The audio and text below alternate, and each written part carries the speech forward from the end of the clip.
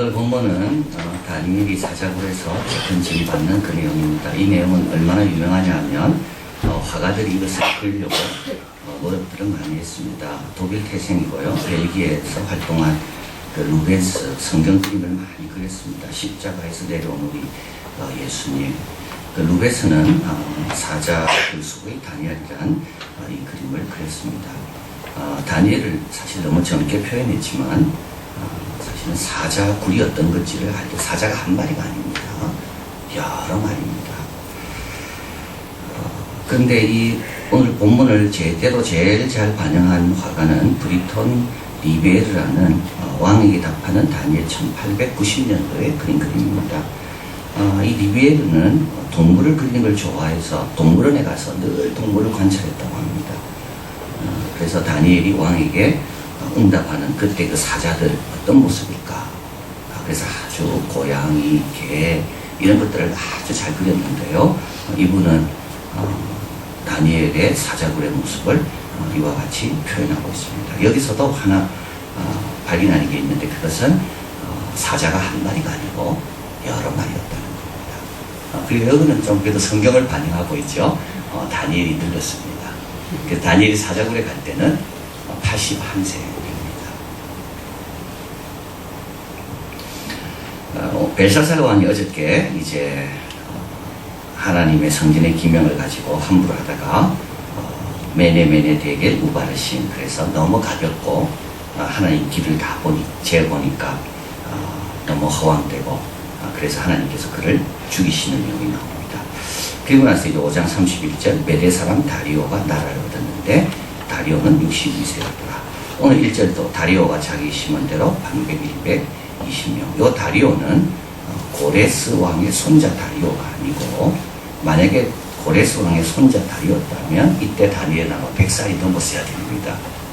네, 또 다른 다리오입니다. 이 다리오는 누구냐면 고레스가 이제 바벨론을 다 점령하고 난 다음에 바벨론 지역에 이제 총독 같은 그런 역할을 할 수 있도록 보낸 사람이 이 다리오라고 봅니다.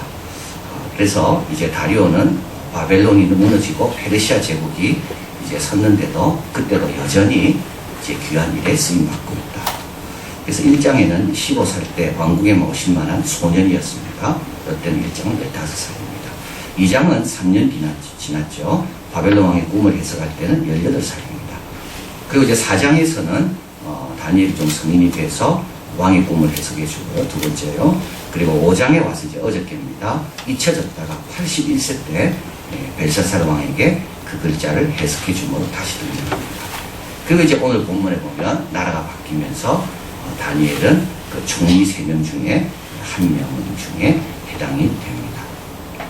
3절에 보면 다니엘은 민첩하여 총리들과 방백들 위에 뛰어났다.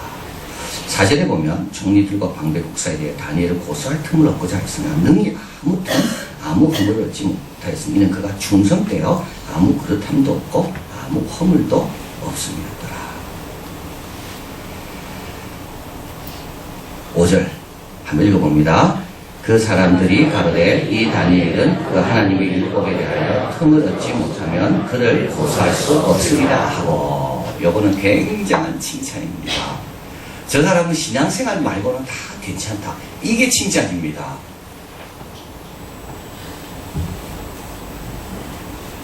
저 사람은 교회 생활 말고는 다 괜찮다.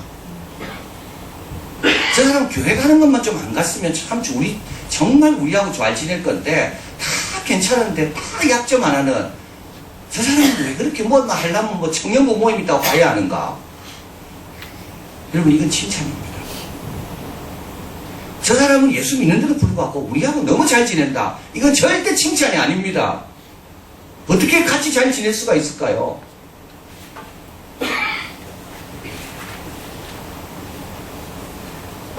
한 분은 이야기했습니다. 다니엘처럼 살아라. 다른 거에는 흠이 없고 신앙만 흠이 보이도록 그렇게 살아라. 딴 건 다 좋은데 하나님 사랑하는 거 그것 때문에 마음에 안 든다. 우리 며느리가 딴 건 다 좋은데 교회 가는 거 그거 하나 때문에 마음에 안 든다. 이거는 칭찬입니다.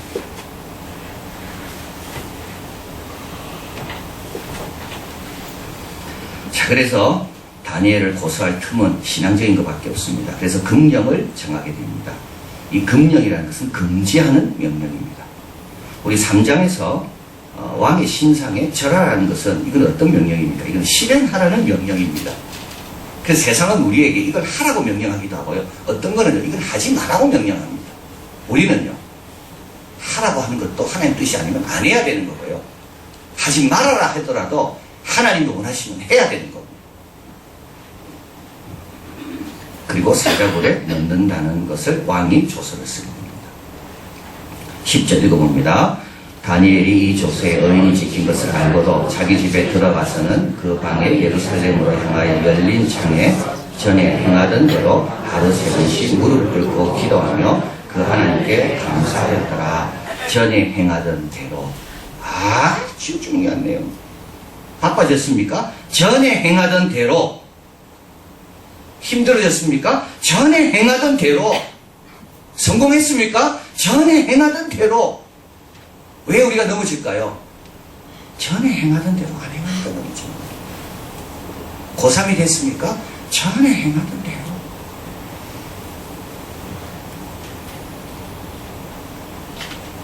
나이가 들었습니까? 전에 행하던 대로. 환경은 바뀌었습니다. 조세의 의의는 지켰고요. 기도하면 이제 사자굴에 던져집니다. 이걸 알고도 다니엘은 전에 행하던 대로.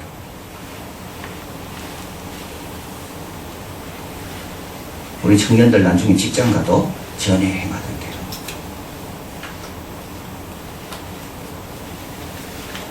초등부 때 행하던 것처럼 전에 행하던 대로.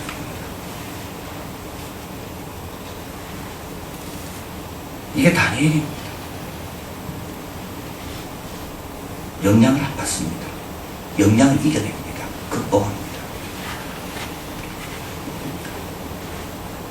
자, 그리고 여기 본문에 보면 무릎을 꿇고 기도하며 그 하나님께 감사하였더라. 뭘 위해 기도했을까요? 다니엘이 민첩하게 된 이유가 있습니다. 왕을 위해 기도했습니다. 그 나라를 위해 기도했습니다.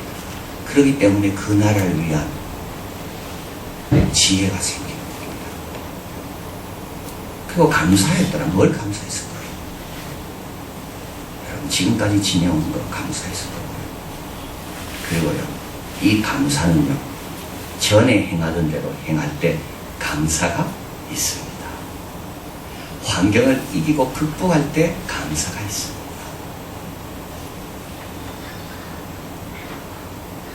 두려워하는 자에게는 절대 감사가 없습니다.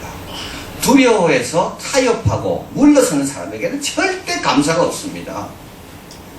다니엘은요, 의인이 지킨 걸 알고도 하루에 3번 똑같이 기도했거든요. 그 가운데 뭐가 생겨납니까? 감사가 생깁니다.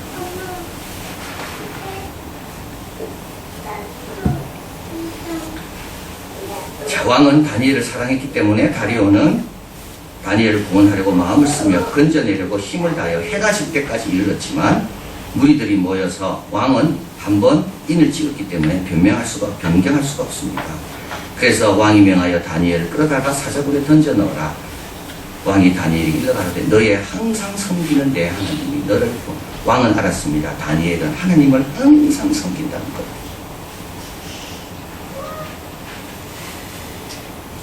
자, 그리고 나서 이에 돌을 굴려다가 17절입니다. 굴아구를 막습니다. 왕의 의인과 기인들이 인을 쳐서 봉합니다. 예수님 무덤에 예수님 돌아가신 다음에 무덤에 둘 때 이렇게 했죠. 인을 다니엘을 처치한 것을 변개함이 없게 하려 합니다.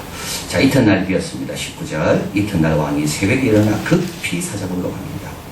20절 하나님의 종 다니엘아 너의 항상 섬기는 네 하나님이 사자에게서 너를 구원하시기에 응하셨느냐.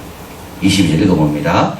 나의 하나님이 이미 그 천사를 보내 사자들의 입을 봉하셨으므로 사자들이 나를 상해하지 아니하였사오니 이는 나의 무죄함이 그 앞에 명백함이 오며 또 왕이여 나는 왕의 앞에도 해를 끼치지 아니하였나이다.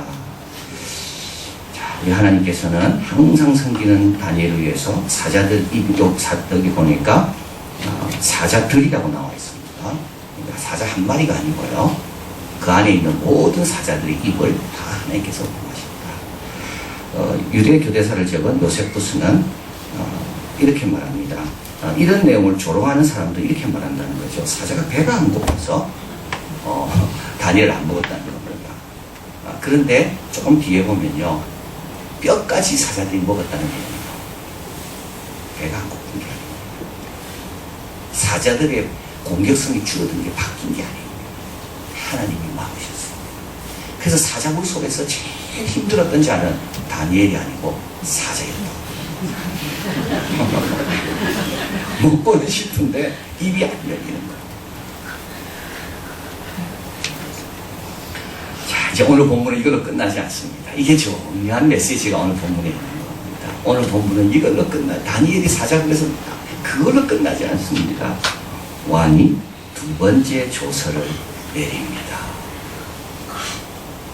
우리는요, 세상에 살면서 항상 두 번째 조서가 내려지도록 하는 사명이 우리에게 있습니다. 처음에는요, 기도하지 마라 그랬잖아요. 두 번째 조서는요, 다니엘의 하나님 앞에 떨어라. 두 번째 조서로 바뀌는 거예요. 처음에는 그만한 거였습니다. 하나님께 기도하지 마라. 그러다가요, 두 번째 조서는요, 하나님께 모두 기도해라.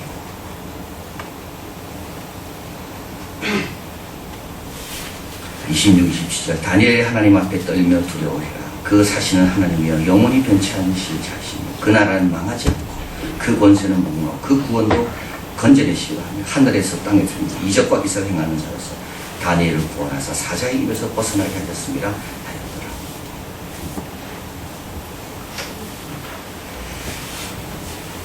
이것이 바로 다니엘서에서 말하고자 하는 바입니다.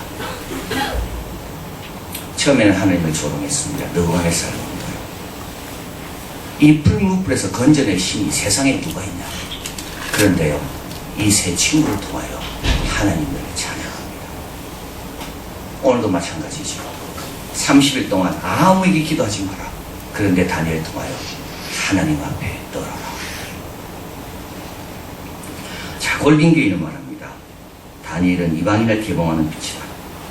이방인의 권세들이 하나님과 그 종들을 대적한다면 그들은 고통을 당할 것이다.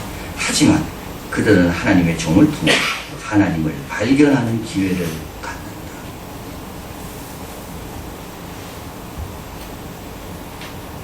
이 세상 사람들이 하나님을 조롱하고 비웃습니다.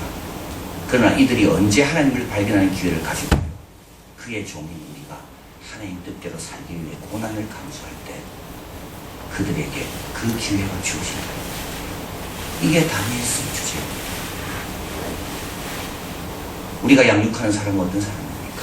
세상 사람들이 하나님을 발견할 수 있는 기회를 나를 통해 갖도록 그 십자가 앞에서 물러서지 않는 그런 사람으로 키우는 게 우리 이한교회가 양육하는 사람들입니다.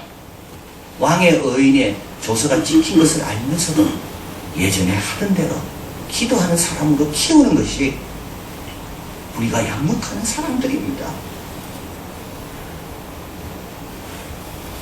이 말씀은 이사야 49장 6절 7절의 응답입니다. 내가 너로 이방의 빛을 삼아 나의 구원을 베풀어 땅 끝까지 이르게 한다. 사람에게 멸시를 당하는 자, 백성에게 미움을 받는 자, 관원들에게 종이 된 자에게 이같이 이르시되 너를 보고 열왕이 일어서며 방백들이 경배하리니 이는 너를 택하신 신이시란 나 여호와 이스라엘의 거룩한 자를 인함이라. 멸시도 받아야 됩니다. 여러분. 고난도 당해야 됩니다. 그러나 결국 어떻게 된다고요? 우리를 고난하고 멸시하던 사람들이 우리를 보고 일어선다. 이거는 누구로 인하여? 신실한 하나님.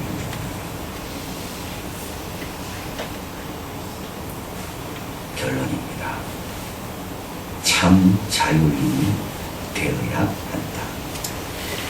참 자유인이 되어야 한다.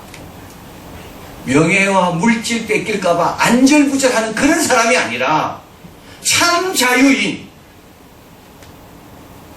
한결같이 기도하고 충성스럽게 행동하는 참 자유인, 왕의 진미와 포도주 앞에서 참 자유인답게 거절할 줄 아는 그 참 자유인, 왕의 의인의 조서에 찍힌 걸 알면서도 흔들림 없이 여전히 기도하는 참 자유인. 이렇게 하면 남이 나를 어떻게 볼까? 이것 때문에 내가 어떻게 힘들어질까? 다니엘을 시기하는 사람들은요, 자유가 없습니다. 시기하기 때문에 그렇습니다. 안달하고 있거든요. 그런데 다니엘은요, 참 자유인입니다. 여전히 자기 방에 올라가 예루살렘을 향해 창문을 열어놓고 무릎을 꿇고 기도하며 감사합니다. 이게 참 자유인입니다. 최선을 다하지만 하나님의 섭리를 믿고 영원한 것을 위하여 영원치 않는 것을 언제든지 버릴 수 있는 사람, 참 자유인입니다. 뜻을 정하여 실행하는데 두려움이 없는 사람, 참 자유인입니다. 사드락, 메삭, 아벳느고의 풀무불 사건을 통해 주님 말씀합니다. 적어놨습니다. 신앙과 양립할 수 없는 공적인 관행에 대해서는 아니오를 늘 유지해라. 한 번 아니오 하지 말고요, 그 아니오를 늘 유지해라. 사작을 통해 말씀합니다. 하나님에 대한 필수적인 사적인 관계에 대해서는 예를 늘 유지해라. 하나님과의 관계에 필수적인 겁니까? 아무리 어려워도 아무리 힘들어도 이거는 늘 유지해라. 이거는 예로 답해라. 항상 이것에서는 예가 되고, 신앙과 양립할 수 없는, 내 신앙의 양심과 양립할 수 없는 공적인 관행, 우리 청년들 여러 가지 공적인 관행들, 신앙과 양립할 수 없는 그런 공적인 관행들, 선배가 술을 권하고 이상한 행동을 따라하게 하는 그 공적인 관행들, 거기에서는 항상 뭐라고요? 아니오를 유지하는 겁니다. 이게 참 자유입니다.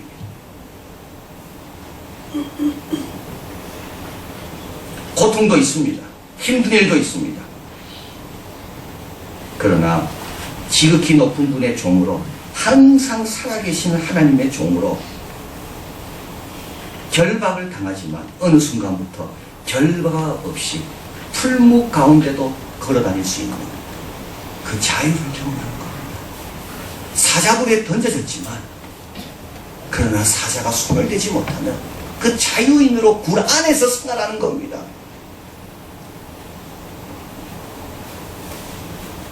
신앙과 양립할 수 없는 공적인 관행에 대해서는 아니오를 유지하고, 하나님에 대한 필수적인 사적인 관행에 대해서는 예를 늘 유지하고, 이게 참 자유인의 모습입니다. 아니오를 용감하게 말할 수 있는 사람, 예를 용감하게 말할 수 있는 사람. 세상은 하나님의 종을 통해 하나님을 발견하는 기회를 갖게 될 것입니다. 그리고 다니엘은 말합니다. 다니엘서 12장 3절 같이 읽어봅니다. 많은 사람을 옳은 대로 돌아오게 하는 자는 별과 같이 영원토록 빛이오라. 아멘. 이런 사람이 영원토록 빛나는 삶을 산다. 우리 이한교회는 창립 12전을 맞이하면서 이런 사람을 양육하고, 우리 스스로도 공적인 관행에 대해서 얼마든지 아니오라고 말할 수 있고, 하나님과의 필수적인 관행에 대해서 얼마든지 예를 지켜도 참 자유인다. 그래서 많은 사람을 옳은 대로 인도하는데 쓰임받는 우리가 되길 바랍니다. 사랑하는 하나님 감사합니다. 참 자유인은 누굽니까? 왕의 조서에 의인이 지킨 걸 알고도 예전에 하던 대로 올라가 기도하는 자가 참 자유인입니다. 왕의 진미와 포도주를 먹지 않고는 너무 힘들지만 그래도 그거를 과감하게 거절하고 자기를 더럽히지 않는 자가 참 자유인입니다. 신상에 절하면 성공이 보장되는데도 불구하고 그건 옳지도 않고 10번 물어도 그건 틀린 말이기 때문에 답하지 않는, 그래서 풀무불로 던져진 사드락, 메삭, 아벳느고가 참 자유인입니다. 하나님, 저희들 너무 세상 쳐다보고 세상을 뭘 얻으려고 생각하지 말고 그저 성실함으로 기량대로 최선을 다하고 하나님의 섭리에 자신을 맡기고, 그리고 영원하지 않는 것은 얼마든지 포기할 수 있는 그 참 자유인이 되어서 다니엘처럼 하늘의 별과 같이 해처럼 빛나는, 별처럼 빛나는 복된 삶, 많은 사람을 옳은 대로 인도하게 하고 조소와 판단을 바꾸게 하는데 쓰임받는 귀한 종들 다 되게 축복하여 주시옵소서. 예수 그리스도 이름으로 기도하옵나이다. 아멘.